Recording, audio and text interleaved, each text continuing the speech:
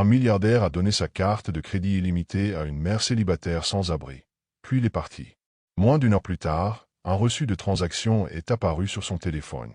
Ce n'était ni de la nourriture, ni des vêtements, ni une réservation dans un hôtel 5 étoiles. C'était autre chose. Quelque chose qu'il ne pouvait pas ignorer. À cet instant précis, il a su qu'il y aurait des conséquences.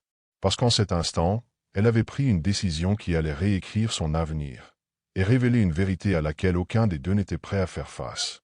À 37 ans, Brennan Ashford ne croyait plus en la bonté humaine depuis longtemps.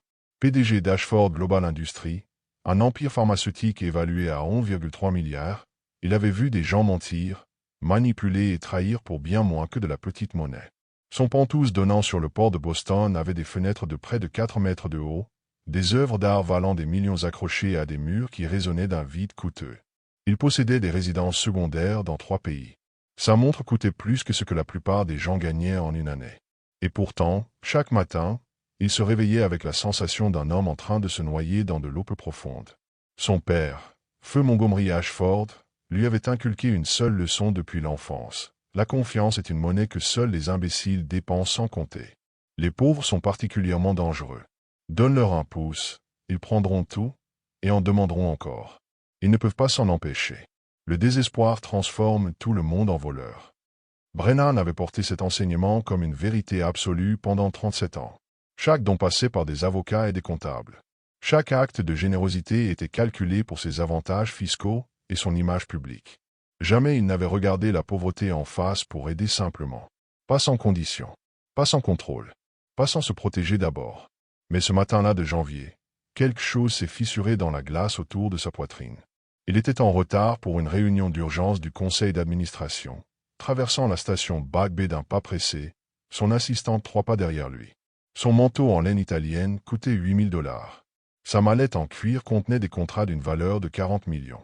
Son téléphone vibrait sans arrêt, saturé de messages d'investisseurs, d'avocats, de dirigeants. Puis il l'a vu. Adossée contre le mur froid près de l'entrée de la ligne orange, une femme d'une trentaine d'années, le visage marqué par une fatigue profonde. Une petite fille d'à peine 6 ans dormait recroquevillée sur ses genoux, enveloppée dans un manteau trop grand. Les bras de la femme entouraient l'enfant comme une forteresse faite de chair, d'os et d'un amour désespéré. À côté d'elle, un morceau de carton. Mère célibataire. Nous avons perdu notre maison. Toute aide est la bienvenue. Que Dieu vous bénisse. Brennan s'est arrêté net. Son assistante a failli le percuter. Monsieur Ashford, le conseil nous attend. Il nous reste exactement 9 minutes. Attendez ici, dit-il, la voix lointaine. Il s'est approché lentement, sans comprendre pourquoi. Des sans-abri, il y en avait partout à Boston. Ce n'était pas spécial. Rien de différent. Juste une autre conséquence d'un système qu'il avait contribué à bâtir. Et pourtant, quelque chose chez elle l'a arrêté. Quand la femme a levé les yeux, il n'y avait aucune mise en scène. Aucun désespoir appris. Juste une fatigue ancrée jusqu'à l'os. Désolé, dit-elle immédiatement. On ne dérange personne. On peut partir si besoin. S'excuser d'exister. Cela l'a frappé plus fort que n'importe quelle perte financière. Comment vous appelez-vous? Demanda-t-il en s'agenouillant. Sutton. Sutton Reeves. Et votre fille? Indy. Elle a eu 6 ans la semaine dernière. Il observa son visage. De l'intelligence derrière la fatigue. De l'éducation dans sa manière de parler.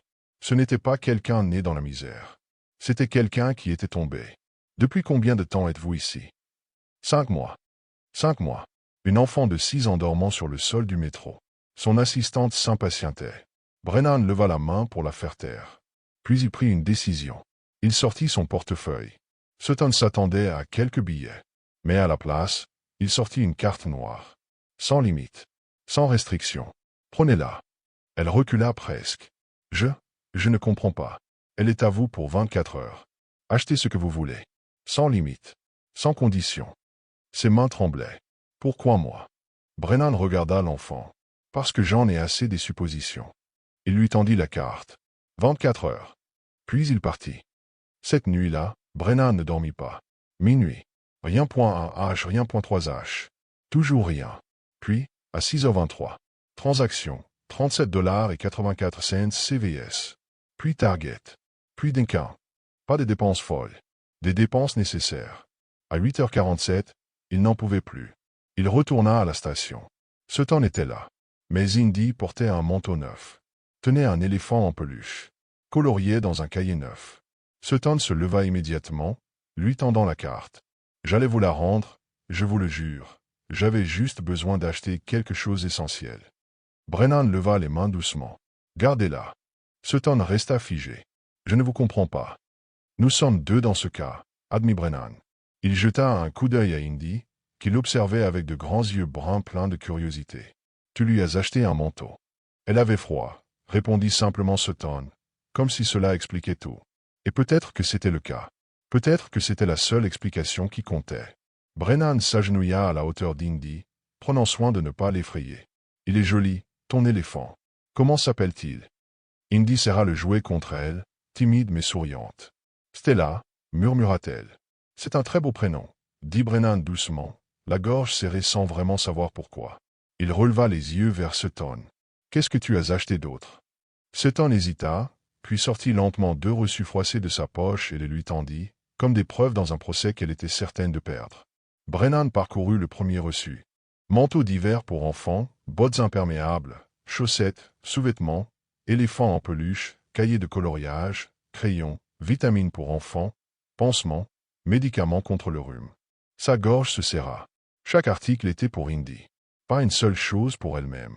Le second reçu venait d'une épicerie. Pain, beurre de cacahuètes, barres de céréales, pommes, jus, crackers, fromage, lait, et tout en bas, une ligne qui coupa le souffle à Brennan.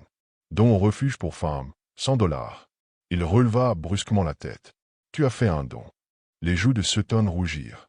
Le refuge sur Mass Avenue, ils nous ont aidés quand ils pouvaient. Ils sont toujours pleins, toujours à court de tout. Je me suis dit que si j'avais un peu plus, même pour un jour, je pouvais aider quelqu'un d'autre.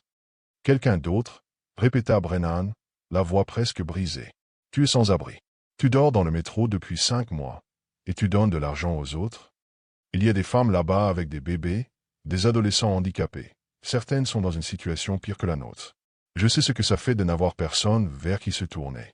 Si je pouvais donner un peu, même une seule journée, je devais le faire.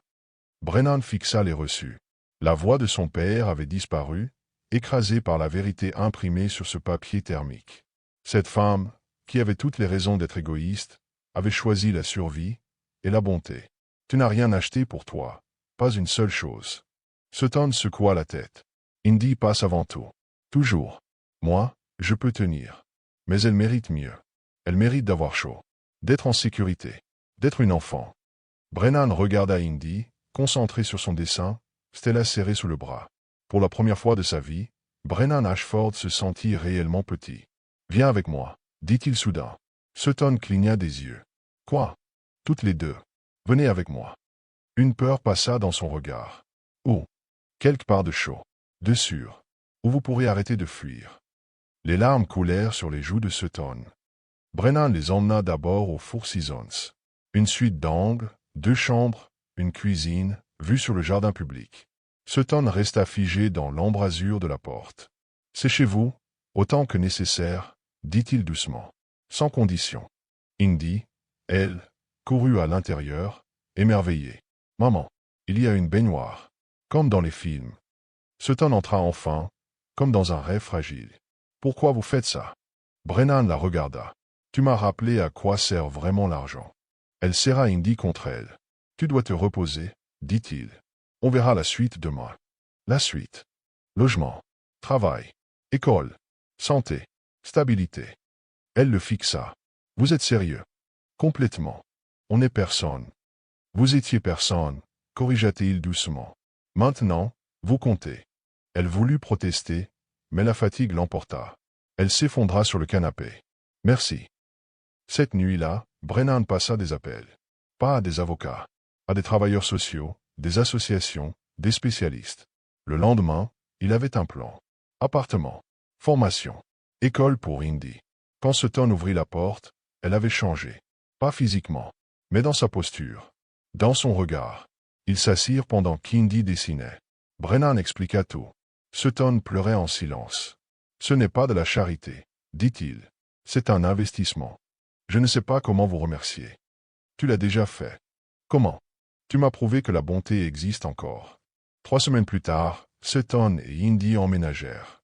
Un appartement simple, propre, sûr, leur chez elle. Brennan les aida à s'installer. Monter les meubles. Porteurs les cartons. Indy supervisait avec Stella. Elle est exigeante en déco, plaisanta Sutton. Brennan sourit. Pour la première fois depuis des années, il ne se sentait pas puissant. Juste utile. Juste humain. Ce soir-là, après qu'Indy se soit endormi dans son propre lit pour la première fois, Sutton et Brennan restèrent debout dans le salon. Le silence entre eux était rempli de fatigue et de gratitude. Il se peut que ce soit la deuxième fois que cela arrive, admit Brennan. Il jeta un coup d'œil à Indy, qui l'observait avec de grands yeux bruns pleins de curiosité. « Tu lui as acheté un manteau. » « Elle avait froid, » répondit simplement Sutton, comme si cela expliquait tout. Et peut-être que c'était le cas. Peut-être que c'était la seule explication qui comptait. Brennan s'agenouilla à la hauteur d'Indy, prenant soin de ne pas l'effrayer. « C'est un joli éléphant. Comment s'appelle-t-elle » Indy serra le jouet contre elle, timide mais souriante. « Stella, murmura-t-elle. « C'est un très beau nom, » dit doucement Brennan, la gorge serrée sans qu'il puisse expliquer pourquoi.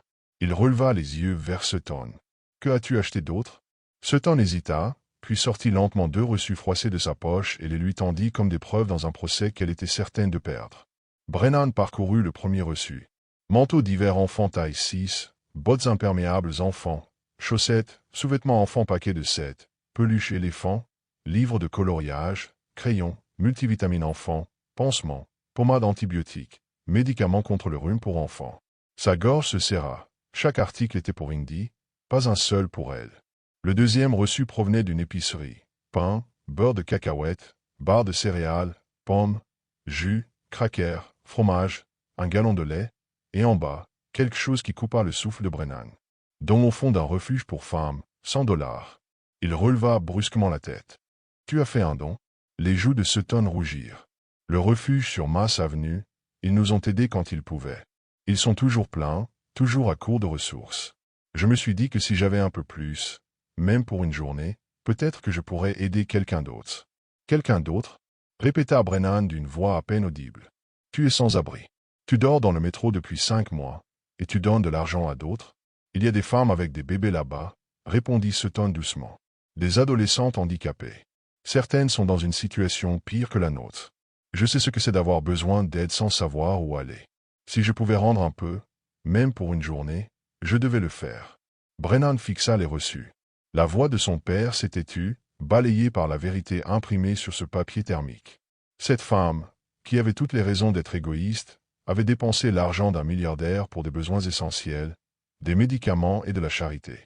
Rien pour elle. « Tu n'as rien acheté pour toi, » dit-il, la voix tendue. « Pas une seule chose. » Sutton secoua la tête. « Indy passe avant tout. Toujours. Je peux me débrouiller. J'ai toujours tenu bon. Mais elle mérite mieux.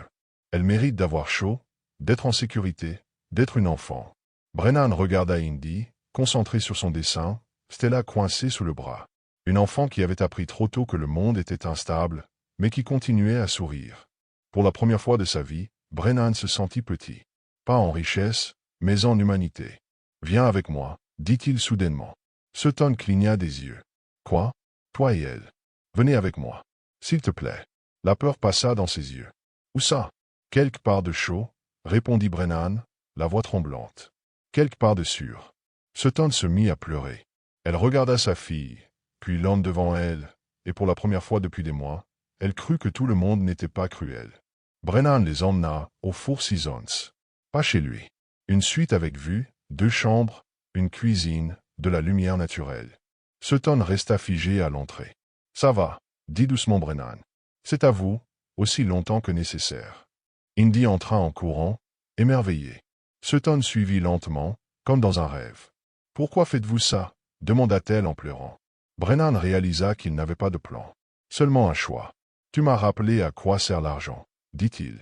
Elle s'agenouilla près de sa fille et l'enlaça. « Tu dois te reposer, » dit-il. « On verra la suite demain. » Le lendemain, Brennan arriva avec un plan. Logement, travail, école, soins. « Ce n'est pas de la charité, » dit-il. « C'est un investissement. » Sutton pleura. « Je ne sais pas comment vous remercier. »« Tu l'as déjà fait, » répondit-il. 3 semaines plus tard, elles emménagèrent dans leur appartement. Pas luxueux, mais sûr. Brennan aida, monta des meubles, ria avec Indy. Pour la première fois, il se sentit utile. Les mois passèrent. Sutton trouva un emploi stable. Indy s'épanouit à l'école. Brennan devint un ami. Il découvrit que la vie avait plus de sens ailleurs que dans les conseils d'administration. Un soir, Sutton lui rendit la carte. « Garde-la, dit-il. Fonds d'urgence. » 2 ans plus tard, Brennan annonça la création d'une fondation pour aider les familles sans abri. Sutton était au premier rang. Il croisa son regard. Elle sourit.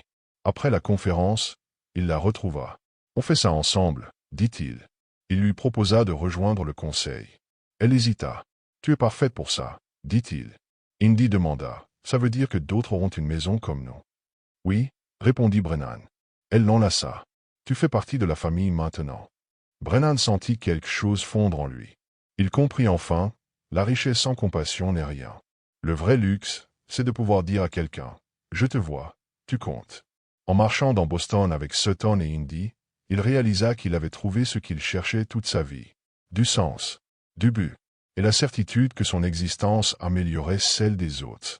Le test qu'il avait imaginé n'était pas pour Sutton, mais pour lui-même. Et pour la première fois, il l'avait réussi. Merci d'avoir regardé. Abonnez-vous, aimez et partagez cette histoire. À la prochaine.